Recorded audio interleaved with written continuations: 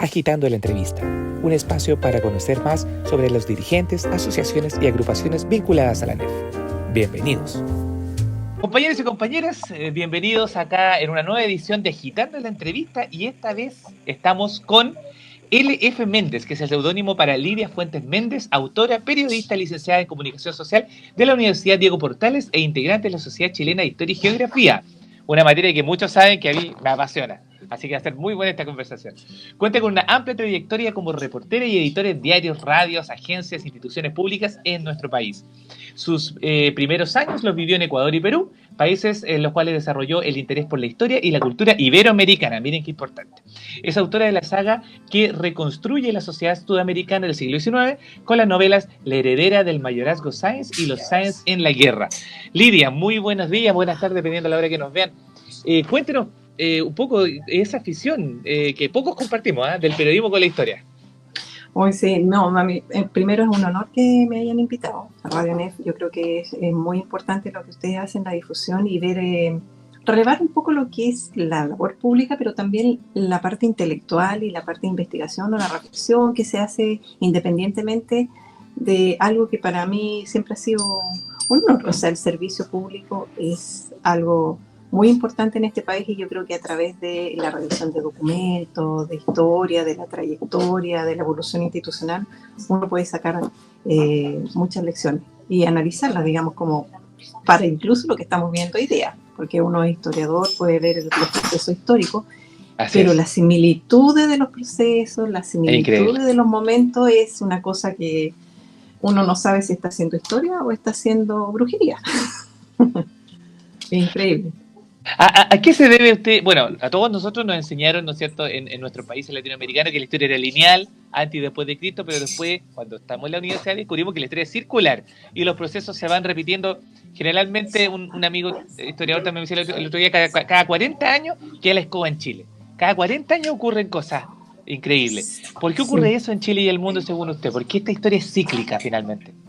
Bueno, ahí hay numerosas teorías de muchísimos historiadores que son muy reputados, han hecho, digamos, ciertos estudios, incluso hay algunas, incluso eligen algunos parámetros y todo eso.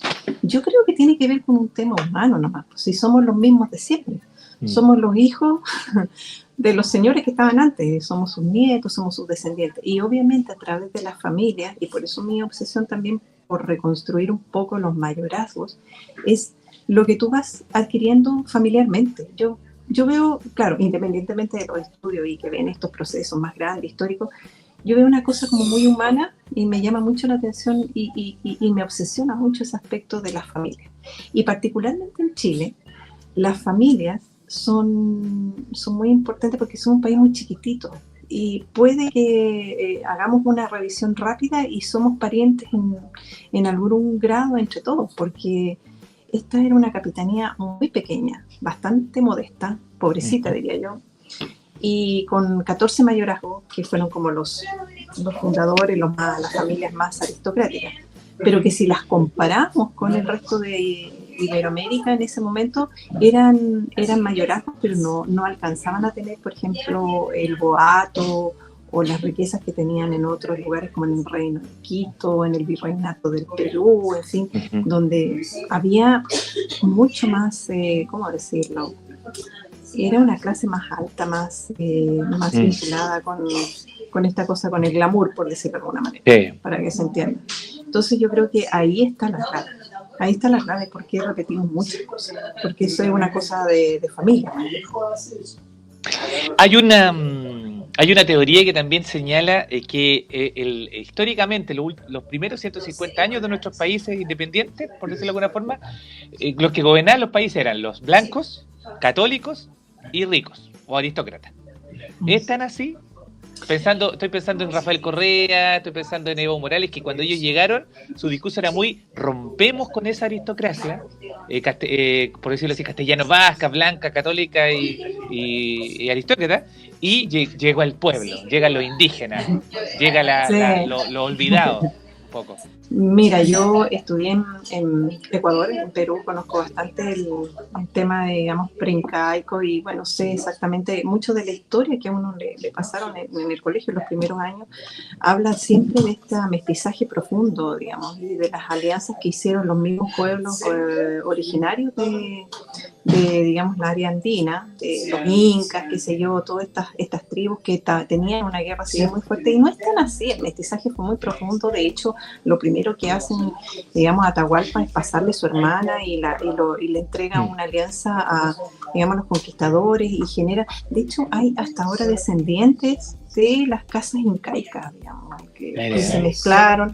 La familia de Loyola incluso se dedicó a hacer una genealogía incaica y la inscribió digamos, en la corona española como una genealogía incaica. Y tenemos ahora estudios genealógicos que dan cuenta de eso, de este mestizaje y de poder, porque además los conquistadores lo que hacían era hacerse de las riquezas de estas familias aristócratas que existían en el imperio incaico. Y aparte tengo una historia muy buena acá en Chile que te la voy a adelantar y que vamos a hacer para el patrimonio. El primer edecán, o lo que equivale a un cargo del Congreso como edecán, fue un afrodescendiente, fue un pardo.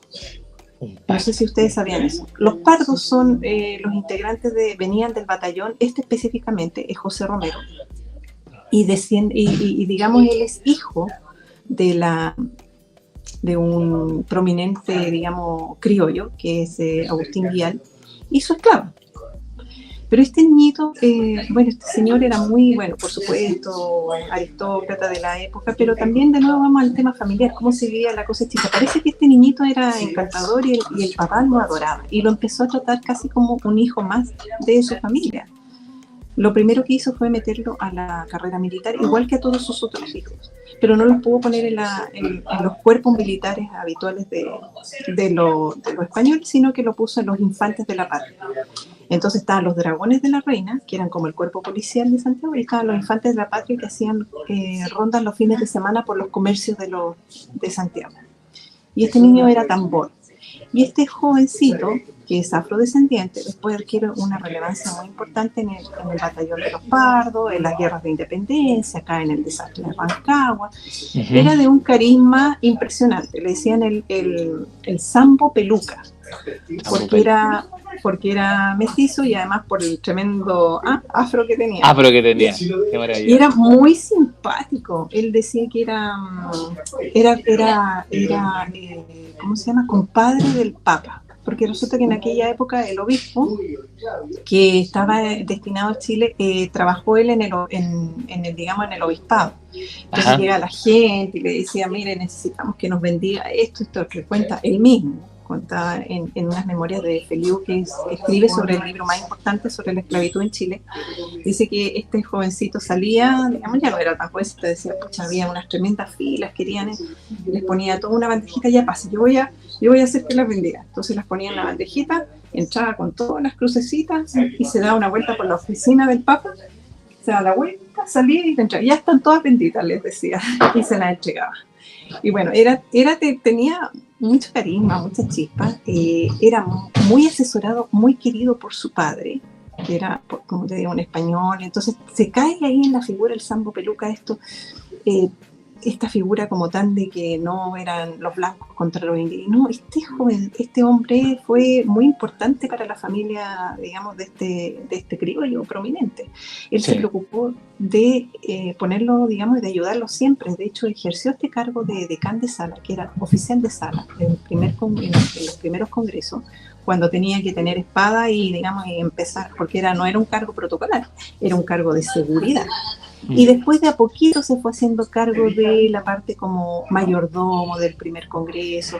Hay algunos documentos que gracias al Departamento Cultural del Ejército revisamos y fueron muy amables en compartirlo, donde el Sambo Peluca se preocupa desde las llaves hasta de las goteras, da cuenta de los gastos del techo. Entonces, ese es el punto, digamos, que hay una diferencia muy notable entre lo que a veces se dice oficialmente no es tan blanco ni tan negro.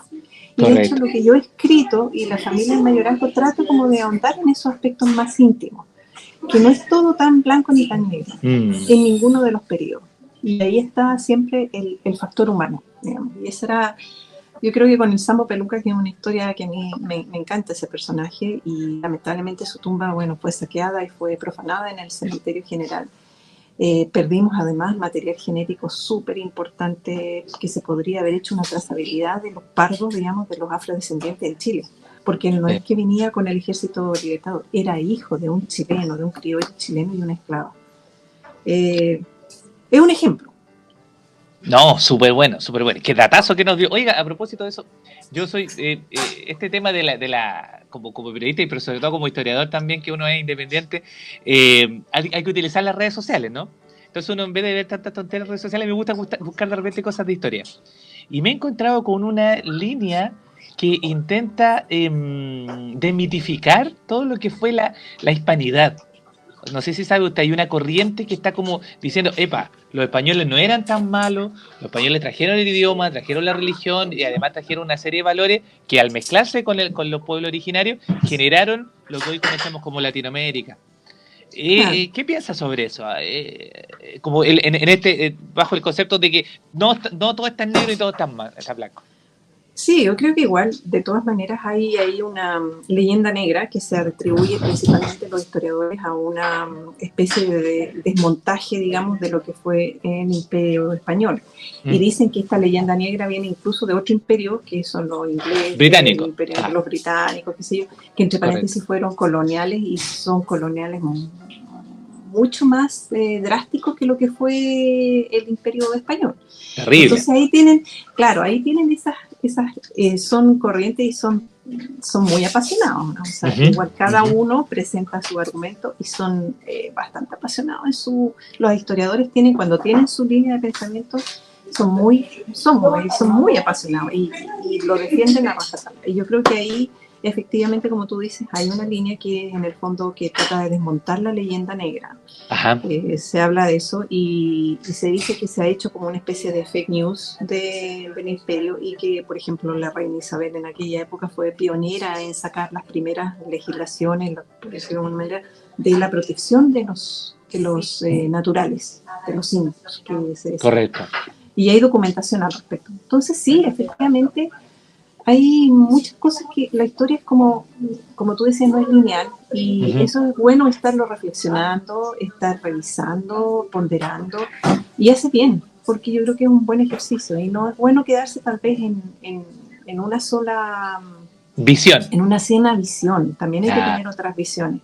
Lo que yo te contaba del Sambo Peluca, lo que pasaba con algunos de los indígenas es bastante sorprendente cuando uno ve, por ejemplo, que la familia Loyola, el gobernador Loyola, que es de Concepción, era su esposa, era hija de una princesa incaica. Entonces, él adquiere su poder, toma su bagaje, digamos, real, lo inscribe en la corona española y esta señorita viene siendo, aquí nació en Chile además, la hija de esta princesa incaica, nace ahí en Concepción, es hija de una princesa incaica, es sobrina de un santo, porque don Ignacio de Loyola también es un santo, o sea, es casi, sí, claro. Mira, más importante que el trono de hierro, o sea, si tú lo pones ni en los Juegos de Tronos, digamos, ya ni que tenga ese, digamos, bagaje como genealógico tan interesante. Si tú te pones a hacer, como hay mucha gente joven que le gusta, o sea, cuando dicen Juego de Tronos, entonces, si tú sabes la era, digamos, de la colonia, te encuentras con cosas muy similares en términos de esta mezcla tan sincrética y un proceso tan largo, porque estamos hablando siglos, 5 siglos, y en esos 5 siglos no todo fue así, no fue lineal. Y además mucha gente se la salta, porque mucha gente, claro, le interesa todo lo que fue Pedro Valdivia, Lautaro, ¿no es cierto? Todo ese primera época, yo diría como hasta el 1560, y después como que la colonia casi como que, uy, qué fome, aburrido, y vámonos a la independencia, porque eso es lo entretenido. No, pero pasaron muchas cosas. Claro. Yo creo que no se alcanza de mencionar. El siglo XVII El siglo XVIII, yo creo que acá en América Latina, claro, se subsume todo en el tema de la economía y se homogeneiza ese concepto, pero es mucho más rico, mucho más complejo. Ajá. No, tiene muchísimas más matices de lo que uno se imagina. Incluso en el trabajo de investigación que he realizado para los libros de la heredera en Mayorazgo Sáenz y los Sáenz en la guerra, el tema del siglo XIX incluso, también como que no lo desglosamos adecuadamente. Hay muchos hitos, hay muchos hechos que en el fondo creo que tienen una incidencia muy gravitante en la actualidad. Por ejemplo, la construcción de la administración pública, y no le tomamos el peso. Por ejemplo, en esta última entrega de investigación me basé sobre todo en el aspecto, digamos, de la administración pre-guerra del Pacífico. Ah, mira. O sea, porque ahí hay cosas muy interesantes. Uno como funcionario público te dice, no, y esto de los funcionarios públicos, hay cosas que uno no logra dimensionar. En un periodo muy corto de tiempo, el Estado de Chile tuvo que anexar territorios, generar una administración de los territorios del departamento del litoral, después de Iquique, después hacerse cargo de Lima, o sea, del puerto del Callao, de la administración del Callao, nombrar delegados. Hay una revisión impresionante, digamos, si uno empieza a ver los diarios de sesiones. El trabajo que se hizo en esos meses no era solo bélico, porque uno tiene, bueno, yo no escribí un documento, una novela bélica, es como te digo, una visión más del punto de vista social y humano. Bueno, y ahora nos va a hablar un poco acerca de su obra, ¿no? De lo que usted, de sus investigaciones. Cuéntenos un poquito de eso. Sí, como te digo, yo indagué sobre todo en los mayorazgos. Entonces creé esta familia chilena basada en los mayorazgos Valdés y Larraín. Y a través de la ficción los hago pasar en la historia real. Y para eso me basé en cartas, testamentos, bueno, diarios de sesiones cuando corresponde, incluso fallos judiciales, que es muy, muy interesante. Y hay cosas que también parafraseo y otras cosas que pongo textuales. Y en esta parte, sobre todo, indagué los aspectos como unos bordes más íntimos relacionados con la Guerra del Pacífico. Como conversaba antes, yo creo que hay una apuesta del Estado de Chile cuando se desarrolla y asume todo el control, cómo va manejando esta gran, digamos, odisea, que finalmente fue una odisea, y muy duro, con muchas pérdidas, y donde los funcionarios públicos que estuvieron ahí tuvieron, digamos, pérdidas también feroces, o sea que fue muy duro. Y hay una parte que dice que la saqué de un extracto de uno de los delegados que llega cuando ya llegan allá a Arica, y dice: llegado a Arica, mi primer cuidado fue visitar los almacenes. No había nada en ellos, ni víveres, ni forraje, ni vestuario, ni equipo. Algunos de estos artículos se habían pedido por telégrafo a Iquique para que allí se remitiera lo que se pudiera. En los transportes de vela no se había puesto una tabla, ni un clavo, ni se había hecho ni una sola manguera para ventilación. En una palabra, no había ni un solo preparativo para la expedición. Esto lo dice un diputado, un personaje que se llama Pérez de Arce Lopetegui, que fue diputado. ¿Antepasado de Pérez de Arce? Yo creo que sí. Y tiene documentos muy interesantes respecto a la administración pública. De hecho, es uno de los primeros que hace como un estudio formal de la administración pública, y era como muy, muy puntilloso. Y este señor llega y hace esta visita, y estábamos en Arica, o sea, ya el ejército estaba en Arica y no teníamos nada. O sea, él dice, bueno, no encontré nada, no había nada organizado. Y eso te da cuenta de cómo fue toda esta odisea, de ir poniendo el esfuerzo cada vez, llegando por etapas prácticamente, e ir sacando el esfuerzo. Esta gente tuvo que por telégrafo pedir que llevaran todo, hacer una asociación público-privada, porque los transportes no eran militares, eran privados. Los habían puesto, no sé, la señora Isidora Goyenechea puso el transporte Cousiño, por ejemplo, y ponía no solo eso, sino que ponía combustible, que era el carbón, que era lo más importante. Claro. Y lo abastecía en el mar, y era una cosa como una logística muy que te conmueve finalmente, porque tú dices, ¿Cómo? ¿Cómo lo hicieron? Si el país estaba en una crisis económica, el país había caído en 1878, acuérdate que ahí fue el tema del cambio de pasamos del patrón oro al patrón de metálico, entonces Correcto. dejamos el patrón metálico, ¿no? Y eso genera todo un cambio. De hecho, dicen que Pérez de Arce era orero, les decían orero a los que querían mantenerse en el patrón del oro. Entonces, toda esa crisis, claro, genera una situación, un contexto muy complejo. Y a nivel de Iberoamérica también. En el libro también hay una apuesta, yo viví en Perú, y bueno, y Bolivia en aquella época, estaban en unas crisis tremendas, habían hambrunas. En Iquique había sido el terremoto en 1877 y habían quedado destruidos todo ese territorio. El norte había quedado muy golpeado por ese terremoto.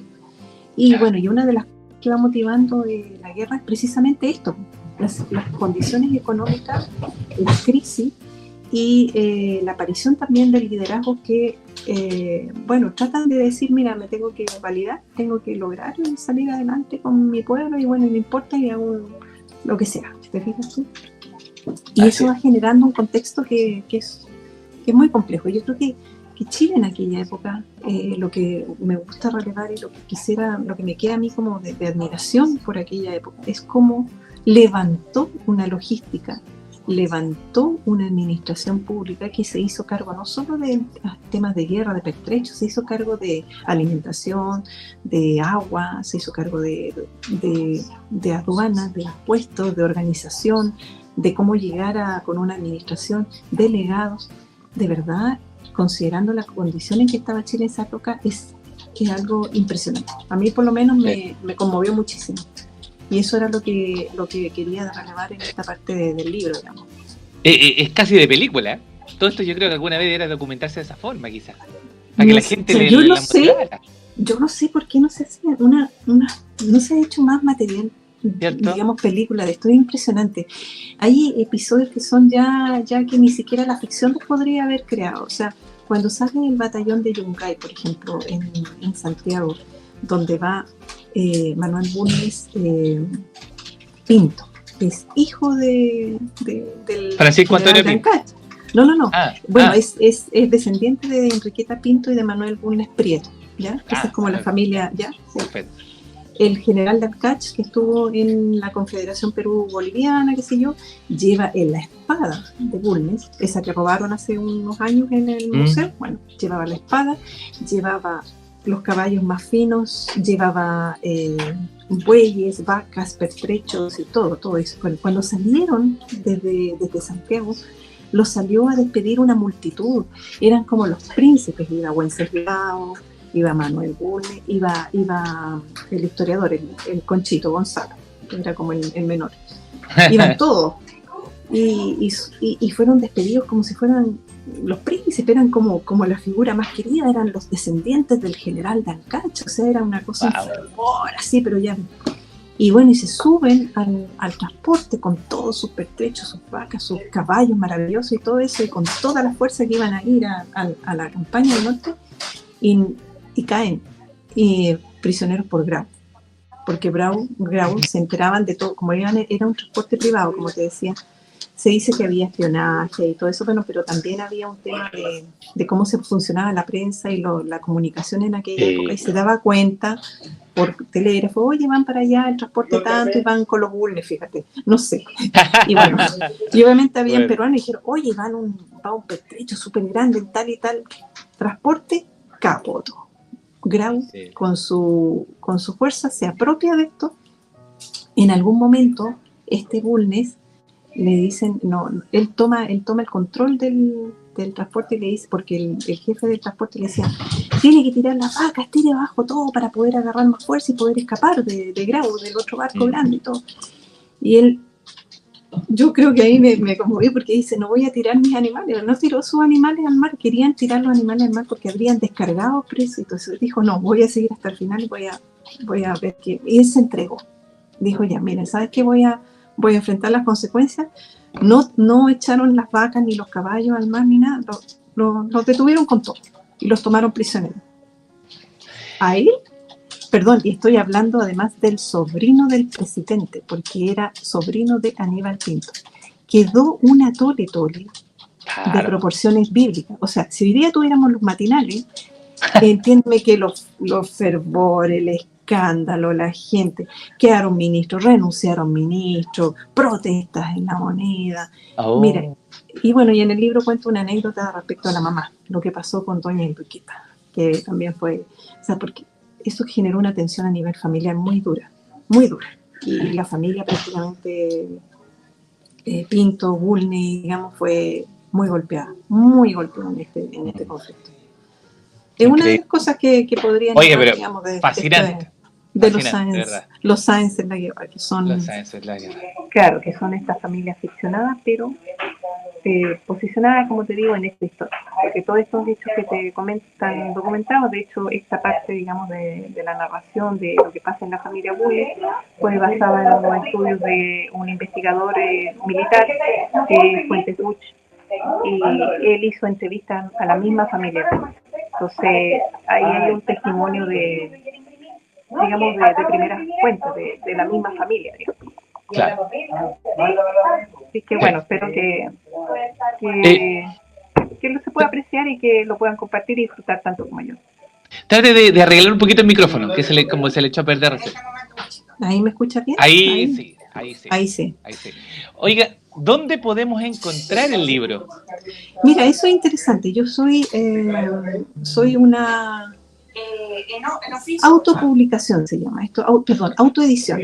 No es autopublicación, es autoedición. ¿Qué significa? Que uno entrega el documento y yo lo entregué a una editorial en España que se dedica a hacer esto y lo suben a plataformas y esa demanda. Yo no ando con los libros físicos, por lo tanto está en las plataformas de libros más internacionales, que son Amazon, que está en Busca Libre, está en Mercado Libre, porque es un libro a demanda. Y también está en ebook, en muchas plataformas. Si tú tipeas, pones los Sáenz en la guerra, qué sé yo, y te aparecen, no sé, Parmesan Noble, o en Amazon, o en Antártica, en muchas librerías, en muchos sitios que lo puedes descargar como ebook también. Y también, bueno, aquí dejé la dirección abajo, ahí se ve, la dirección abajo de Radio ANEF, para que también se pueden comunicar con nosotros, para que también nosotros nos comunicamos con ustedes, para que nos hagan llegar también los links de los libros. ¿Cierto? Ah, perfecto, sí, por supuesto, sí, esto, como te digo, es a pedido. Y también, bueno, voy a dejarte invitado el 27 de marzo a las 6 de la tarde en Casa Colorada. Se hace la presentación y bueno, tendré ahí la compañía de algunos miembros de la Sociedad de Historia y Geografía. Y bueno, y espero que puedan asistir. No, pero por supuesto que sí. La idea, como le decía ahí en Tras Bambalinas, que podamos conversar con Lidia, que podamos hacer de repente secciones una vez al mes, que pueda estar con nosotros y toquemos distintos tópicos de esta historia desconocida. Yo creo que eso puede ser el factor de interesante. Las historias desconocidas, lo que hay detrás de el presidente tanto, la guerra tanto, yo creo que eso puede ser súper interesante para todos los compañeros y compañeras de ANEF que nos están viendo. Claro que sí, pongamos algo entretenido, de todas maneras, todo lo que Perfecto. pueda aportar, genial. Lidia Fuentes Méndez, periodista e historiadora de la Universidad Diego Portales y, por supuesto, trabajadora del Congreso Nacional, está con nosotros hoy día y, bueno, gracias por haber estado con nosotros y, nada, pues la invitación es para que ustedes sigan acá en la sintonía de ANEF Radio. Muchas gracias, Lidia, por haber estado con nosotros. Gracias a usted, de verdad, lo pasé muy bien, así que gracias por la invitación. Te pasaste. Excelente. Saludos gracias. a todos. Gracias. Bueno, y sigamos entonces en la sintonía de ANEF Radio, la radio del sindicalismo público en Chile.